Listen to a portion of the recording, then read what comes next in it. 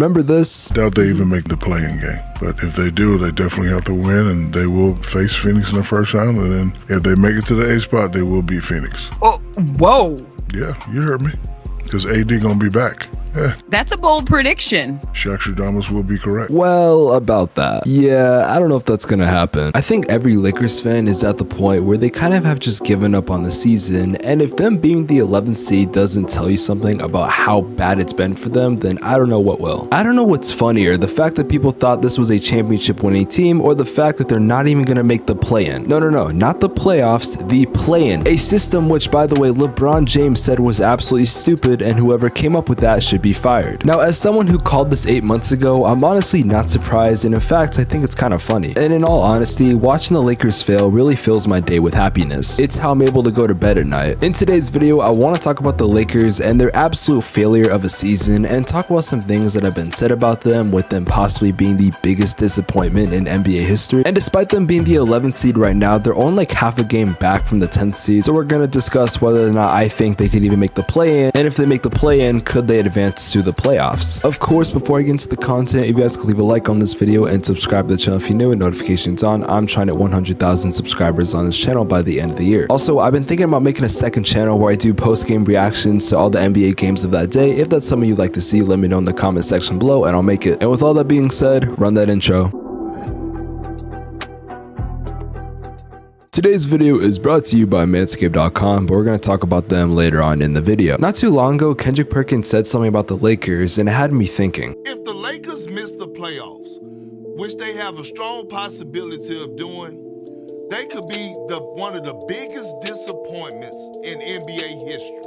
Period. And for the first time in my life, I think I have to agree with Kendrick Perkins. If the Lakers don't make the playoffs, which there is a very strong chance of that not happening, then yes, I think they're easily the biggest disappointment in NBA history. Now, if they can't even make the play-in, then I think that has to easily solidify them as the biggest disappointment in NBA history. I think it's just a fact. This team was hyped up to be one of the best teams in the NBA. They were title favorites. I mean, they were literally called a super team. And on paper, from a casual standpoint, that doesn't look so bad. LeBron James, Anthony Davis, and Russell Westbrook, that has to be good, right? On top of that, because of a couple moves they made, getting some old players that people thought, okay, they're gonna be some good bench depth, we thought that this team would be unbeatable, and some people were actually saying they could go 82-0. I'm not kidding, there were actually people that thought that. Now, like I told you guys, on paper, this team sounds so nice to casuals. However, with context, which has become my new favorite word to say on this channel, it just shows you that this team wasn't supposed to be that good. Despite LeBron James being 50 at this point, he's been an